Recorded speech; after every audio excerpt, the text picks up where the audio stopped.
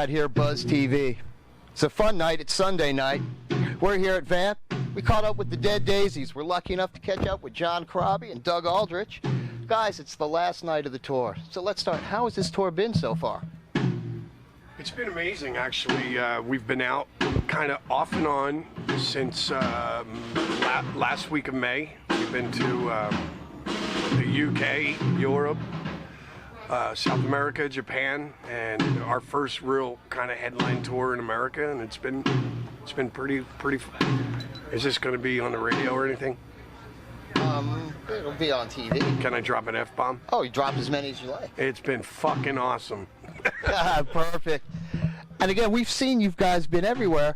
Let me ask you, the crowds between overseas, the UK and stuff in here, is there like any noticeable difference? We've been talking to a lot of bands and it seems like Europe, there's so much more live than coming back to the States. Yeah, it's you know, but we're building. It's like it's for we represent classic rock, and we're trying to put a new face on it. And in the U.S., classic rock isn't as big as it is in some other countries, and even the bands that we're known for are bigger in other countries. But this U.S. run has been really successful. We've had several sold-out shows. Been great response, and making a lot of new fans. So next time we be back, next time we come back, we'll be pumping it up in bigger venues. Oh, we've been seeing all the press on this, and the crowd's just eating it up. It just, to me, it seems like for whatever reason, the European crowds are like the crowds that used to be in the '80s or '90s, and the kids are just so much more live. You know what it is? Is in Europe, a lot of families have like 3 generations coming to see our show. You got the parents, and then the parents bring their parents, and then they're bringing their kids, and it's like, it's awesome, So in the U.S. it's a little different, and that's not easy to talk over that kick drum, but it's all right. Fortunately, it's a shotgun, so we're going to pick a lot of us up over that stuff. Good. Now, the new album, the live album, I love this thing. 16 tracks. You really put a lot of stuff on it. Where was it mostly recorded? Is it a lot of overseas stuff? It was last year we did a tour of Europe with a band called The Answer. And we've been getting, it's funny, every night we do a little signing after the show, every night.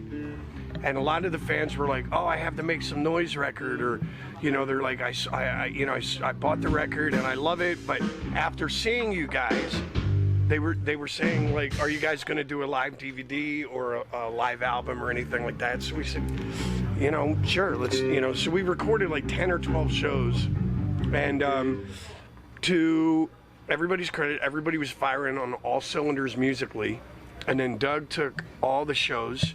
And he put all the time in and kind of listened to every song, like every version of every song, and went, okay, this one's good, that one's good, this one.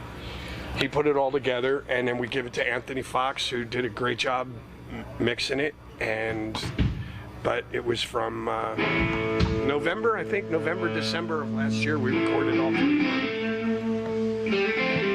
Yeah, believe me, I feel the same way. We had there was a couple of shows that complete were like really awesome shows. Like Paris was killer, London was killer, Vienna was. There was all these great shows, but it was like, which one do we pick? And then we felt like we'd be leaving some people out, so we decided to kind of mix it up. So we took a couple songs from each place, and it made it more. It made it where it was the whole tour was represented instead of just going live, Dead Daisies live in Paris. And the other thing that's really cool about the package is it's a live album. It's not a DVD. There's a great DVD included that's got a ton of behind the scenes footage and outtake stuff, really fun stuff.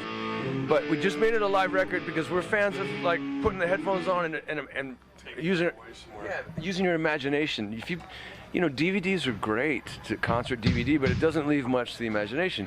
When we were kids, we put on Aerosmith live bootleg, or Kiss, or Led Zeppelin song Remains the Same, or what Frampton Comes Alive, and you'd think about it. If you had seen the show, you'd think about what it was like to be there. And if you hadn't seen them, you'd go, "Wow, I really want to see this thing." So that's why we did it like that. And it really is a great album. So if you guys haven't picked that up, definitely get that thing. Now that kind of leads me to something. you guys have been around for a while, and you've seen the game change. And back when it was feasible and you could make some money and have a nice living, to where things have gotten now. If you were going to give some advice to maybe some of the young cats that are past the garage band stage and could make a feasible, attempt at stuff like this, what would you say? Do an independent thing, try to find a label, don't quit your day job? To be honest with you, I have, the way this is set up, we kind of do, we're our own label. So we record our records, and then we have SPV in Germany distributes everything for us.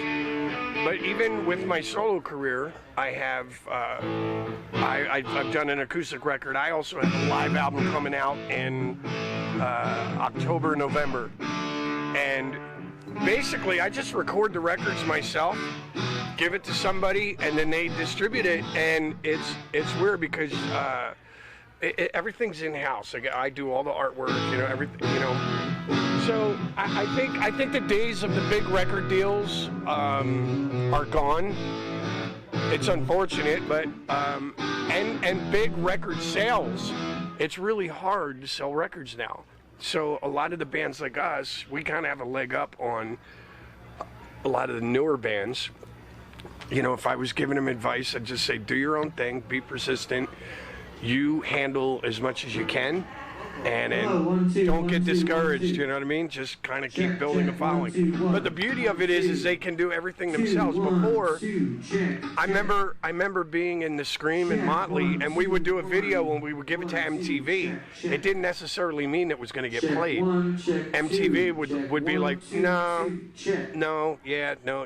So now these bands can start their own YouTube channel, and they can do a little video. You can fix it at home, do whatever, editing, and then just start your own YouTube channel. So the thing of it is learning how to market yourself. So Exactly. And stick with it. And it's really the new game that no one's figured out yet. Well, the good thing is that my advice would be to have fun, play from the heart, and if you have to have a day gig, it's okay. Just keep working on songwriting and trying to write the best that you can. And if you get a song that's really catchy, you can get it online and get it to millions of people in the same day. And that's pretty cool, actually. Yeah, it definitely is the way things have changed. Now, we heard something really fun has happened. Somehow you guys and Sirius Radio and D. Snyder are doing some concert or a contest for tonight where the winner got tickets to the show, airfare here, a hotel room, and some cash. Yeah. How did that all come together? Because that's a package you don't see anymore. Yeah, no, you know what? We to be honest with you, we've done one contest. I've been in the band for about 3 years now. We've done one contest. I know I kind of shifted up mid-word there. We've done one contest each tour that we've done. So we did the first tour we were out with Whitesnake here in America, and we had a thing where they flew to our last show in St. Louis. Same thing. We flew them out, put them up. We did one in Australia. It was for charity. We did a show in a place called Fraser Harley Davidson in Sydney, Australia, and we gave away a Harley Davidson Street 500 bike signed by the band and all the shit, but all the proceeds went to a charity. Very cool. And this one, so we kind of do it's like one every tour. I didn't know D. Snyder was involved. Did you know that? Yeah, that's cool. Yeah, D ran a contest on his syndicated radio show, and this girl won, and she'll actually be here at the club. Saw her picture. She looked very happy. That's cool. Yeah, and I mean, that's a really cool thing that you guys do. So kudos to that. That's just really, really nice. Well.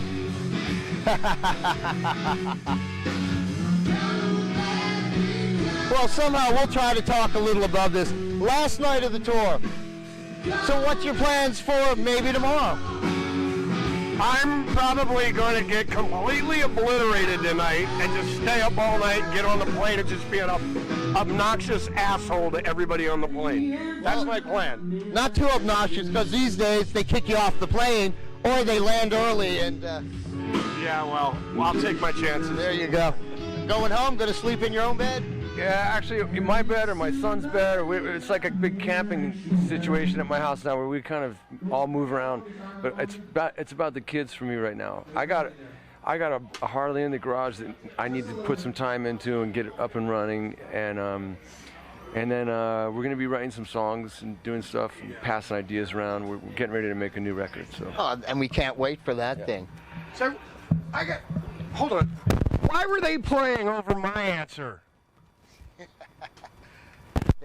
They just know sometimes. Same thing as why dogs bite you and not other guys. Because the other day we were in New Jersey, and John's just walking down the street minding his own business, and, smoking his peace pipe, and all of a sudden he walks by this big. No, it was like a wolf. It was like a German Shepherd, and he could smell that John was. He was like, I don't like him. So he went and bit his arm right there, latched on. John knocked him out twice. He did a Mayweather to the eye and the nose, and the guy did it. It was a full-on knockout. Unfortunately, The now he's had to go get him. He's got rabies. Dog's got rabies. Oh well, he brought that shit upon himself. Yeah. So here's probably the most important question we could ask.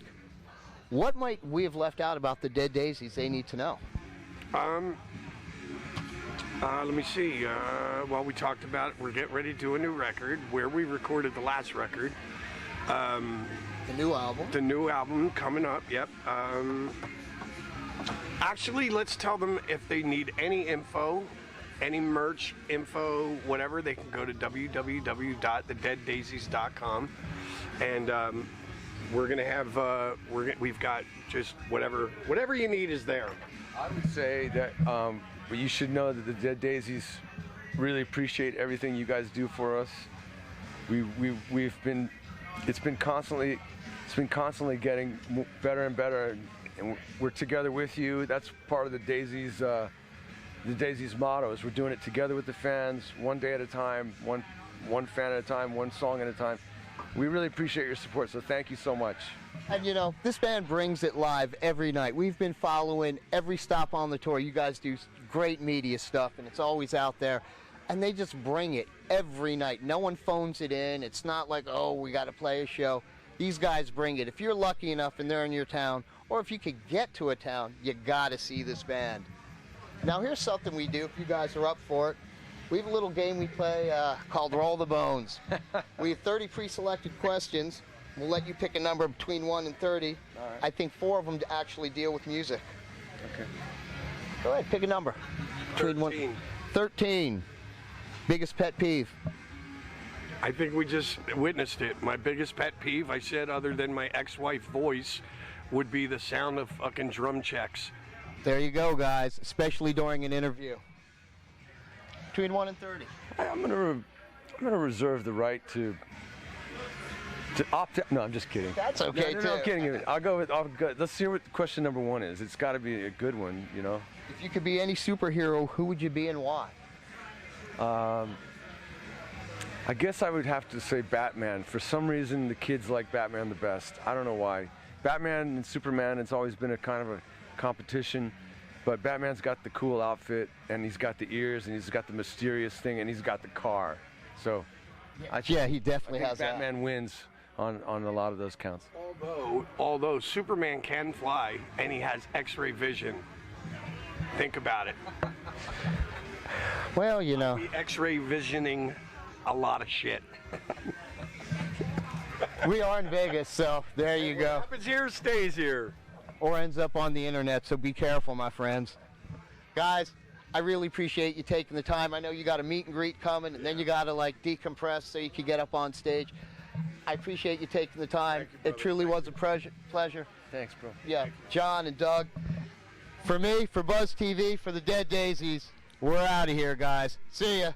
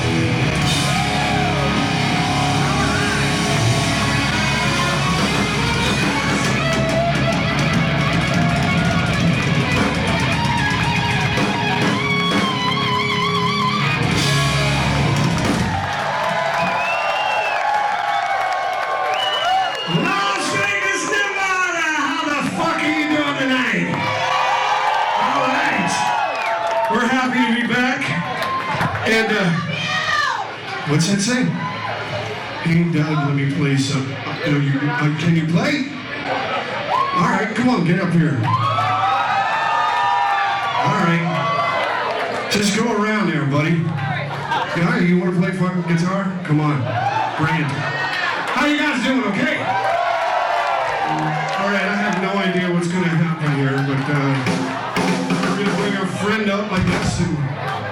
Oh, there he is. Who is this, John? I don't know. Doug, who is this? Here, what's his name? Victor is from Brazil. Come back to the back, Victor.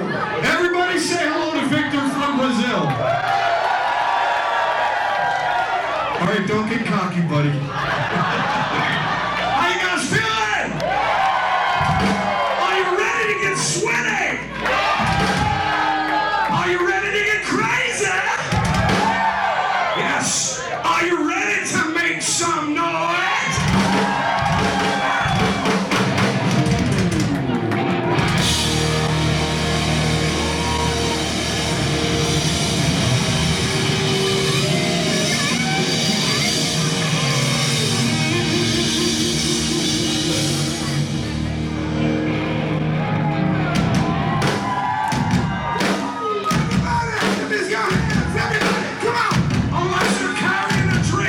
See them fucking hands!